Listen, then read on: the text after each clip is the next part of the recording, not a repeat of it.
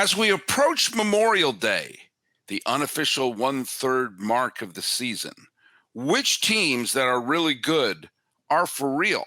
Which ones are flukes? Well, it's no fluke that you're going to be listening to this episode of Locked On MLB.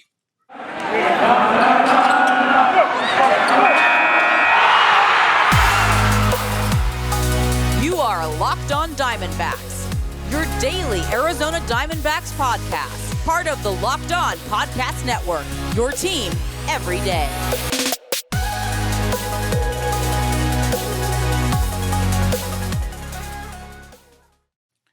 Hello, baseball fans, and welcome to Locked On MLB, part of the Locked On Podcast Network, where it's your team every day. This is the daily podcast. We talk about all of Major League Baseball. I am your host, Paul Francis Sullivan. If you don't believe me, why would my lower third say Sully? I am an Emmy-nominated television producer who has been a baseball podcaster for over a decade, and I've now been part of the Locked On Podcast Network for the last 5 seasons. At least once a week, I am joined by this fellow right over here. Sign in, please. I am Miller Thomas, host of the wonderful Locked On Diamondbacks podcast. Go check it out wherever you stream your podcast, Spotify, Apple, on all your streaming platforms. Please hit subscribe on the Locked On Diamondbacks YouTube. And if you want to follow me on social media, hey, Creator Thomas24 for my personal account, or just go in that little search bar and type in Locked On Diamondbacks, both Twitter and Instagram. All righty, cool. Well, today we're going to be talking about some of the teams that are off to hot starts that may be flukes or maybe for real. You know, we saw a couple years ago, we all remembered those great Kansas City Royals of 2021, right? They got off to a fantastic start, and then ba-blooey. Last year, the Minnesota Twins, and at this point, the Los Angeles Angels of Anaheim were shooting out to first place. Or they go, oh my God, Madden finally solved the Rubik's Cube. We're going to have an Ohtani Trout fall, right? Guess what?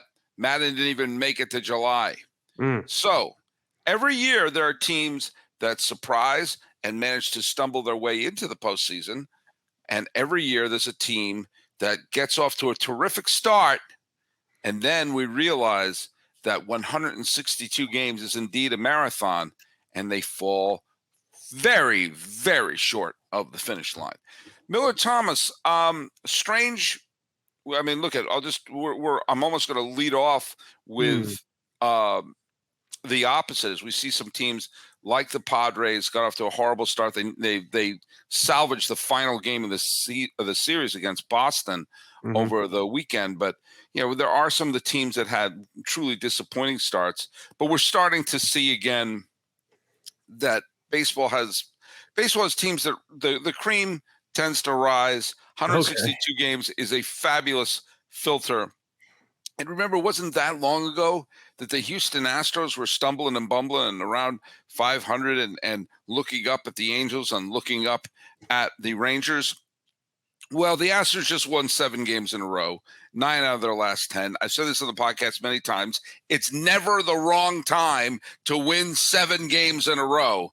And the Astros have dusted themselves off. And despite everything that went wrong the first couple of months, as I record this, they're only 2 games out of first place behind Texas. And I think we should start off with Texas. The Rangers are in first place. Yep.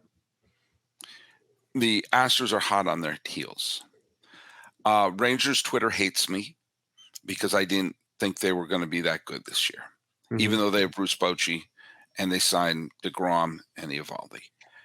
They're going to hate me some more, even though the Rangers are currently on a 3-game winning streak. I don't see them winning the division. I don't think they have the horses to win the division.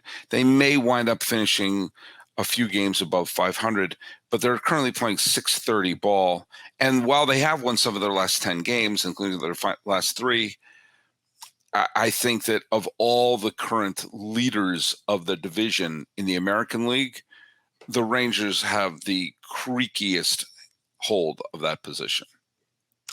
You know, that's probably accurate, just looking at all these division winners. But I think the Houston Astros, with what they've done the last few years, it's pretty easy to think that they're going to come back, win that division. They're still loaded with talent with the Yordan Alvarez's of the world, and of course their rotation. They just got the heartbeat of that soul back, Jose Altuve, as well. So it's no surprise that this team is starting to go on a run, and they probably will win that division. But for at least the Texas Rangers, even if they don't win the division, I still think they're going to be one of the top wild card teams going into the playoffs, because this Rangers team has been really good offensively so far this season, with the Dallas Garcias of the world being really good. The Marcus Simeons are having nice seasons as well. And even the guys like rookies like Josh Jung with his 8+ home runs this year have been really fantastic. And you just look at that rotation, like, we talk about just having major league talent a lot on these podcasts. Do you have major leaguers at certain positions? And you look at that rotation, it might not be star-studded. Of course, Jacob deGrom, if he's healthy, he is the face of that rotation. But even without him, Evaldi, Gray, Perez, and Andrew Heaney, like, you got at least above average major leaguers 1 through 4 with that deGrom out. Plus the offense, like, this Rangers team, I just think is well constructed, well balanced, well-rounded, and maybe they got to make a couple additions in the bullpen. But overall, I think this is going to be one of the better teams in the American League. I don't think they're going to take the AL West, but could I see them as a number 1 or number 2 wild card seed? I definitely could see that for Texas Rangers fans. All right. Well, it's interesting. You're right. And I do think having a major leaguer at a bunch of positions is critical. And I'm always a big fan of that. Obviously, you got to give young kids a shot, but if you can just have even an option of a major leaguer at a spot, I think it's solid. I think what we've seen with Nathan Eovaldi so far, he's had some wonderful starts with the Rangers, and of course, the native New Englander following the Red Sox my whole life. You just wonder, why can't the Red Sox get players like Nathan Eovaldi? I think it may come down to a numbers game, because Tampa is playing out of its mind. And even though they've chilled to 5-5, they played very well against a very good Milwaukee team over the weekend. We're going to see how they do. Who are they playing? They're going to be playing Toronto, which is going to be interesting. I think there comes a numbers game, because you have to have, I think the Astros are going to pass the Rangers. That's fair. And they're almost there. I mean, they could have. I mean, Memorial Day is in a week, and Memorial Day is. We're gonna have a big special on Memorial Day, because that's checkpoint 1. That's really, to me, when the summer begins. A third of the season has gone by, and you've had a big enough sample size to say, okay, all right, we may be good this year, or we may need to fix some things. It's really the first time I think you can really start looking at the standings, and it's that period between Memorial Day and the trade deadline, which is the end of July, beginning of August. That third of the season is when you have to pop the hood and make the changes, and improve your squad. The Astros may pass the Rangers before we hit that, and I'm just going. I think the Astros going to win the West. Yeah. Obviously, a team has to win the Central, even though right now the last place team in the AL East would be tied for first in the AL Central. A team is going to win the Central. The Twins are currently in first place in the Central. Another team could go on a big winning streak. Watch the White Sox win eventually. And obviously, you have the East, and right now it looks like, the Rays are 20 games above 500. And the Orioles are hot on their tail. So, assuming one of the team, and probably the Yankees, are going to be getting one of the spots, so that leaves really only one spot to be fighting for. So it's like, do I think the Rangers are going to finish ahead of the Blue Jays, the Red Sox, and the Angels? Do I think all these teams are going to finish ahead of? Maybe, but I also think that it'll be a numbers crunch. And I have a feeling that when the music stops, it'll be a very cruel game of musical chairs for the Texas Rangers. Yeah, because if you're a non-American League East team, you could at least said, okay, that division's great, but over the last few years, because you played each other so many times, you could at least bet on the carnage of one of those teams taking out another AL East team. But because the schedule's so spread out now, you can't really rely on the Yankees playing the Red Sox 18 times this year. So hopefully the Yankees just dominate that series, and then you take one of the wild card spots from an AL East team. If you're a non-AL East American League team, you kind of have to win your division to guarantee a spot in the playoffs, because you can't bet on the wild card. That AL East is too deep. Like, the Blue Jays are the number 5 seed in that division, and they're loaded with talent. And that's my point. That's exactly yeah. my point. That and by the way, if this year is not a walking testimony for why we have to eliminate divisions, like, why does a team, like, let's say it's Minnesota, and I did pick Minnesota to win the division, but why would Minnesota, if they wind up like with 87, 88 wins, and that may win the division by 6 or 7 games, and they can just waltz into the postseason, while a bunch of teams that are been winning in the 90s are going to be, strangling each other trying to get a spot. I mean, at this point, especially before, there was a rationale that when you play the division, the interdivision matchups were going to sort of balance things out. But now, if you're playing, if you are, let's say, Texas, and you're going to be playing the White Sox as often as you're going to be playing the Mariners, then what's the point of division play? Wouldn't you just be better off saying, okay, let's take, like, how many teams it'll be 6 teams altogether. So you have, number 1 seed, right now, number 1 seed would be Tampa, number 2 seed would be Baltimore, Texas, New York, Houston, and Houston, and then Boston. Those would be your 6 playoff teams. Tough luck, Minnesota. You don't make it. Yeah. You lose. You get nothing. Good day, sir. Sorry, I found my inner Willy Wonka right there. But Yes, that is, geography should not be a key hindrance of putting a team into the postseason or not. Yeah, you want it more like the NBA is what it sounds like. The NBA has divisions, but the divisions don't literally do anything but just tell you, like, geographically where those teams Right. are. They just do it straight by seeding with those 2 conferences. And that's probably the best way to do it, because the playoffs are better when you have the best teams in the postseason. And, like, an idea of an AL East team being 92 wins and missing out, as opposed to whoever wins the Central at 88 wins, like, it really shouldn't be fair. Now, maybe that team with 88 wins ends up winning the World Series, like we've seen the last few years with these wild card teams just dominating over these 100+ win teams. But I think the spirit of what you do after 162 games, the spirit of the game, I think you do want the 6 best teams in the postseason, because to play 162 games, win 90+, and still lose a wild card spot to a division winner who might have less wins than you, I just think that's so demoralizing as a franchise and as a fan base. And it's so rare when you see a team that just doesn't deserve to be in it get in it. But when it happens, it feels awful. Does that remind you of any sponsor we may have? Yeah, actually, Sully Baseball. Now that you mention it, we actually have a new sponsor for this podcast. And funny enough, they're also called So Rare. Let me bring up my little YouTube overlay, because our new sponsor, So Rare, is a revolutionary fantasy baseball game and marketplace, transforming fans into owners with officially licensed digital cards featuring players from across all 30 MLB teams. Unlike other fantasy baseball platforms, So Rare managers truly own their fantasy experience, collecting, buying, selling, and competing with player cards against global opponents to win epic rewards. Win or lose, you still own your cards, and there's no cost to play. Plus, the more you win, the more you advance, collecting increasingly powerful cards and accessing next level competition and rewards.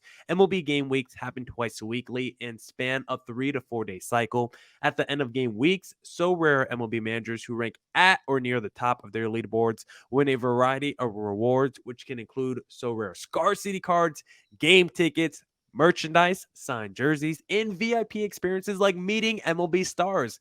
Prizes may vary depending on the competition, so head to SoRare.com/lockedon. That's spelled SORARE.com to draft your team of free player cards. Set your lineup and start competing today to win epic rewards. Again, that's SoRare.com/lockedon to start playing today. So rare. Start playing today. Okay. We spent a bunch of time on the Rangers. Let's take a couple other ones right now because you take a look at the division leaders right now in the American League. I mean, as I said, Tampa, I think, is building up enough credit that even if they have a slump, they'll be only 10 games over 500 instead of 20. Mhm. And I like Minnesota. I picked them to win the Central. I think they're going to win the Central. Cleveland obviously is the pitching. A team that has been making a run at Tampa Bay, however, has been the Baltimore Orioles. And the Mhm. Orioles just had a brutal sweep of the Toronto Blue Jays. One that, if you listen to the episode I dropped on Sunday, where I called for the head of John Schneider, I just don't think should be in charge of the Blue Jays anymore. But the Orioles, for all the great start that Tampa Bay has had, are only 2 games in the loss column behind Tampa Bay. They are what 18 games over 500 or something crazy like that. So, are the Orioles really that good?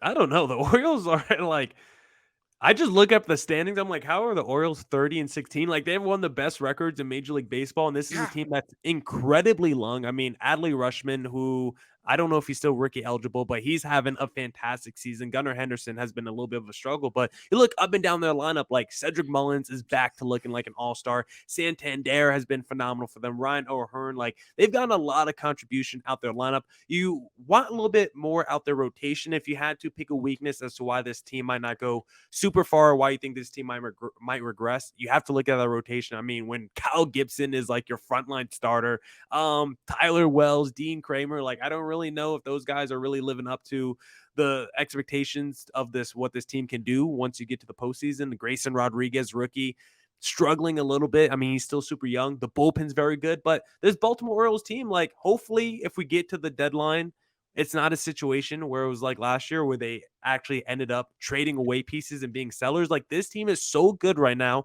They have so much young talent. Like go out there and add a real piece of this rotation and go see what's out there on the market. I don't know who's available, but the Miami Marlins, we know they're loaded with rotation members. They got a couple young starters. Maybe go after one of those. Maybe the Brewers, if they struggle by the deadline, we know Corbin Burns or the Freddie Peraltas are potentially available. So if I'm the Orioles, I'm sniffing around that rotation market and trying to upgrade this team because we've seen the last couple years just being a wild card team and getting into the dance is enough to maybe make a run at the World Series. So I think whenever you have a window with a team that's playing as good at this, you shouldn't waste years. You never know when the window is going to close. You never know when you're going to have another opportunity to get back to the World Series or at least make a World Series. So I would never want to waste a run. I'm always going to play with a sense of urgency if I'm the front office. I think the Orioles should try to go maybe not, I don't want to say all in, but really try to attack this season and see what you could do once you make the playoffs. Oh, I mean, look, I think they've been getting contributions now from players that uh, that will eventually come down to earth. I think that this is a team, and I really was down on this team going into this year. Mhm. I was really on them for not being aggressive in the offseason. I wanted them to build upon the goodwill of getting their heads above 500. There was still a bitter taste in people's mouth that they were sellers at the trade deadline. But one of the pieces that they picked up in the trade deadline last year was Yenner Cano. Yep. And let me just sort of going into Sunday's game, he had thrown 23 and 2/3 innings, 1 run, Yep. 0 walks, Mhm. not even an intentional walk, No. a 26-0 strikeout to walk ratio, 26 strikeouts in 23 and 2/3 innings. I mean, I mean, that's unheard of. Mhm. And between Cano and Bautista, they are winning because of their bullpen. Yeah. Now, the team I had Connor Newcomb on from Locked On Orioles a week or so ago, and I made a lot of comparisons between this Baltimore team and the Eric Hosmer, Mike Moustakas Kansas City teams Yep. of the mid 2010s. They had a winning season after a bunch of losing ones in 2013. They won the pennant in 2014. Obviously, they won the World Series the next year. and they won with speed and an ironclad bullpen. And no matter what the lead was, you put in that bullpen in 2015, the game was over.